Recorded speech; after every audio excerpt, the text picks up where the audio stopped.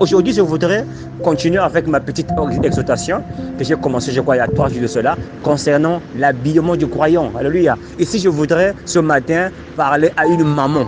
Si tu veux que ta fille s'habille bien quand elle est grande, c'est le moment, maintenant qu'elle a 5 ans, maintenant qu'elle a 6 ans, d'apprendre ta fille à s'habiller. Maman, tu as une grande responsabilité. Tu as un ministère avec toi. Alléluia. Ce ministère d'apprendre à tes enfants la décence. Alléluia. D'apprendre à ta fille qu'elle doit avoir un sous-vêtement. Qu'elle doit, lorsque ça soit, elle doit fermer ses pieds. Elle doit couvrir ses genoux. Elle doit couvrir ses cuisses. Elle ne doit pas faire voir ses cuisses. Lorsqu'elle s'habille, elle doit toujours s'arranger à ce que son corps. C'est lorsqu'elle est enfant que tu apprends à ta fille à valoriser son corps. Alléluia. Tu ne dois pas laisser ta fille se laver nue. Une fille de 8 ans qui se lave nue devant son frère. Bien aimé, ce sont des choses qu'on doit apprendre à nos enfants. Maintenant que tu as encore l'autorité sur ta fille, c'est le moment d'amener dans des boutiques où tu choisis des habits qui fera d'elle un jour une femme décente. La décente ne vient pas seulement parce qu'elle grandit, mais c'est des choses qui commencent depuis l'enfance. Tu dis à ta fille, quand tu t'assois, tu dois fermer tes pieds. Tu ne dois pas faire voir ton sous-vêtement.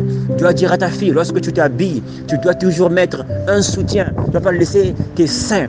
Vous voyez, les choses qui demandent à être enseignées à la base. Je prends l'exemple d'un arbre.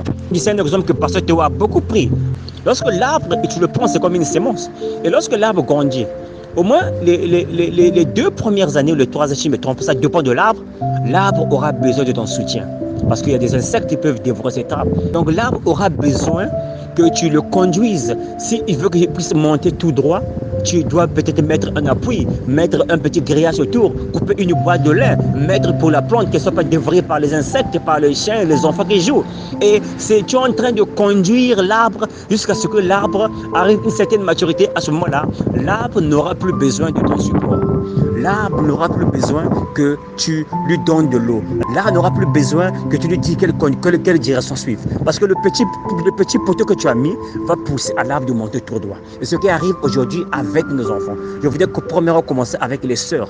Parce que les sœurs, nous avons la responsabilité d'acheter les habits pour les enfants. Instruis l'enfant lorsqu'il est petit, parce qu'il est encore maniable. C'est comme une plante qui vient d'être plantée, encore fragile, qui peut être courbée du côté que tu veux. Bien aimé, c'est là toujours. Et on dit toujours que l'arbre tombe toujours du côté où il est penché.